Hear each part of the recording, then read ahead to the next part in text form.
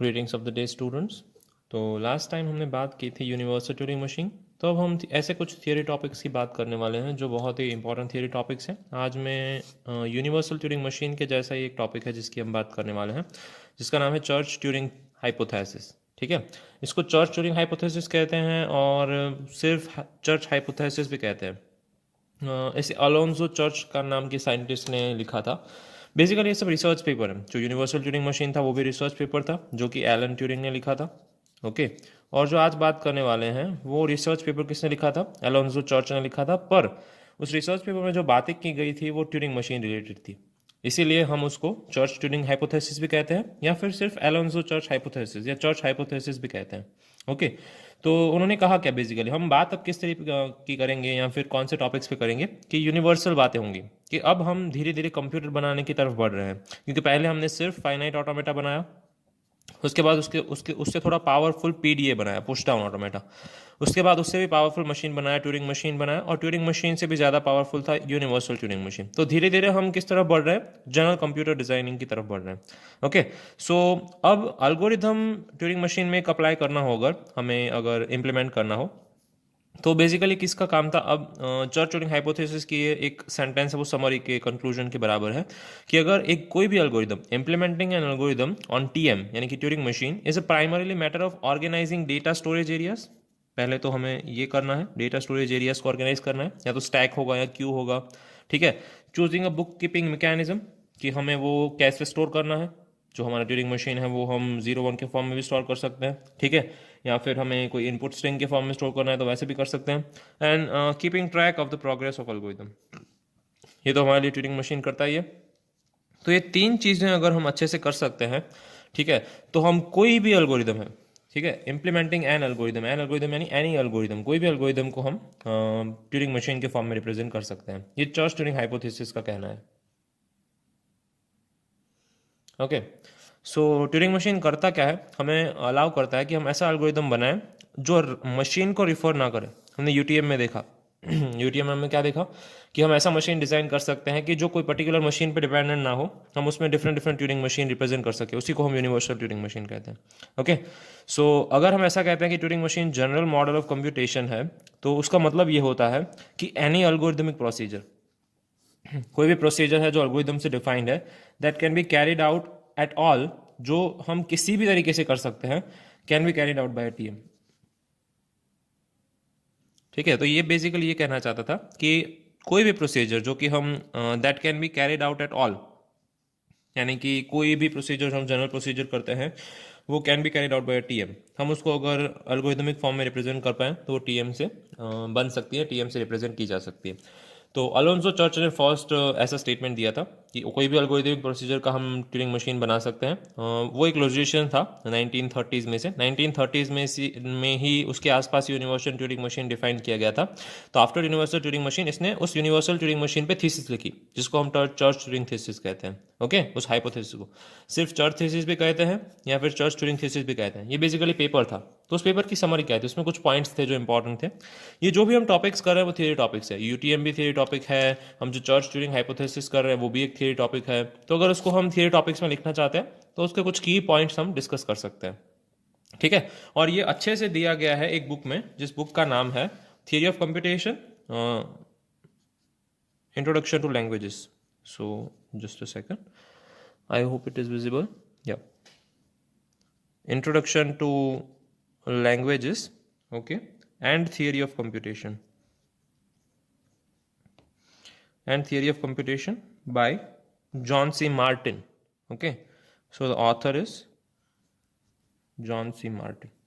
इस बुक में आपके कुछ पिछले टॉपिक्स की थियरी बहुत अच्छे से दी गई है, जहाँ से मैंने ये थियरी के नोट्स लिए हैं। ठीक है, so whenever you are trying to read the theory, try to read it from this book. Okay, it's a good book for theoretical aspects.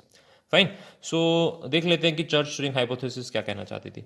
So all the steps that can be crucial to human computation, जो human computation के लिए crucial है और जिसमें human computation mistake कर सकते हैं, can be carried out by TM.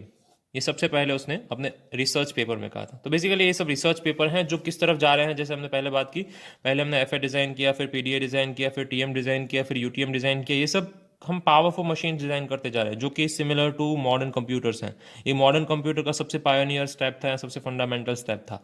तो तब ये सब रिसर्च पेपर लिखे जा रहे थे। उस रिसर्च पेपर का ये पार्ट है Church Turing hypothesis. Okay, so variation in Turing machine have been suggested in TM to make it general purpose computer. ठीक है, हमने डिफरेंट डिफरेंट इसके वेरिएशन पढ़े। यानी जब भी आप कोई भी अल्गोरिथमिक स्टेप को अप्लाई करने की ट्राई कर रहे हैं, कोई भी ह्यूमन कंप्यूटेशन को अप्लाई करने की ट्राई कर रहे हैं, तब आप उसके वेरिएशंस यूज कर सकते हैं। Multi tape TM, multi head TM, हमने जो डिफरेंट डिफरेंट वेरिएशन देखे, किसी में स्टैक का यूज़ किया जा रहा था, किसी में क्यू का यूज़ किया जा रहा था। तो आपको जो भी पसंद है आप ले सकते हैं, उसके वेरिएशंस का यूज़ करके आप क्या कर सकते हैं, एक जनरलाइज टीएम डिज़ाइन कर सकते हैं। ओके, फर्दर क्या कह रहे हैं कि अदर जो थियोरेटिकल मॉडल्स हैं, just a second, it's a bit shaky, yeah I hope it is okay now. So other जो थियोरेटिकल मॉडल्स ऑफ कंप्यूटेशन है लाइक यूनिवर्सल ट्यूरिंग मशीन वगैरह, वो भी प्रपोज किए गए हैं। ऐसा चर्च ने अपनी हाइपोथेसिस में लिखा था, चर्च थीसिस में। ओके, यहाँ चर्च ट्यूरिंग थीसिस में, मैं इसको भी चर्च थीसिस ही बोल रहा हूँ। सो उसमें उसने ये मेंशन किया हुआ था कि यूटीएम भी एक बहुत अच्छा मॉडल है कंप्यूटेशन का, पर वो एक पर्टिकुलर मॉडल है जहाँ पे क्या बात हो रही है कि यूटीएम में बात क्या हो रही थी कि यूटीएम में हम एज एन इनपुट क्या देते हैं, दो इनपुट देते हैं।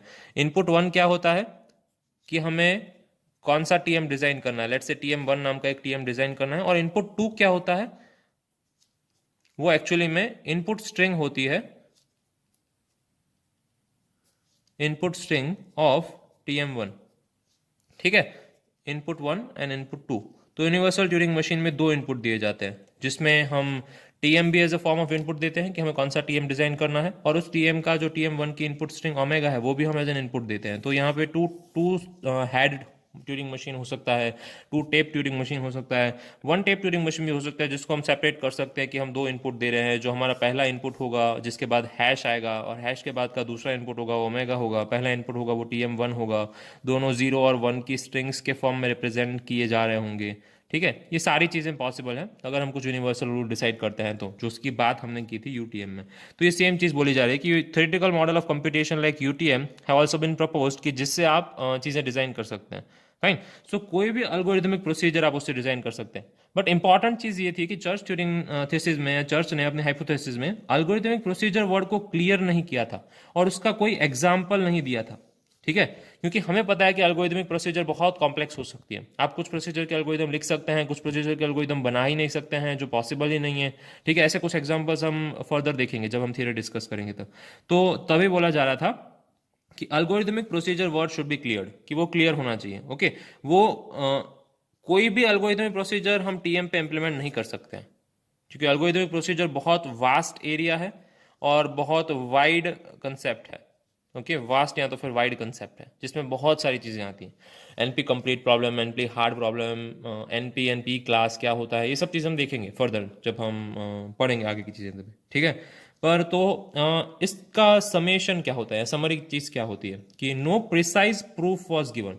ओके, प्रिसाइज प्रूफ या एक्सप्लेनेशन दिया नहीं जा सकता था, दिया नहीं गया था। ओके, दिया जा सकता था पर दिया नहीं गया था for Church Turing thesis. Fine, so कर क्या सकते हैं हम बेसिकली कि हम उस थीसिस को समझ सकते हैं और उसकी जो टर्म्स हैं, उसके जो कुछ टर्म्स हैं जैसे कि एल्गोरिथमिक प्रोसीजर वगैरह है, और उसमें यूटीएम डिफाइन किया गया है, वेरिएशंस ऑफ टीएम डिफाइन किए गए हैं, जो कि कुछ कॉन्फ्लिक्टिंग टर्म्स हैं या तो कुछ इम्प्रिसिसिव टर्म्स हैं, उनको हम डिफाइन करके अच्छे से क्लैरिफाई कर सकते हैं। So this is the main use of church Turing thesis, कि चर्च ट्यूरिंग थीसिस का एडवांटेज क्या है, या हम उसको किस तरीके से यूज कर सकते हैं। तो उसको इस तरीके से यूज कर सकते हैं as a step of modern computers. Okay, वो एक स्टेप ऑफ मॉडर्न कंप्यूटर है। Fine, so this was it about Church Turing thesis. Let's move on to another topic. Fine, this was all about Church Turing thesis.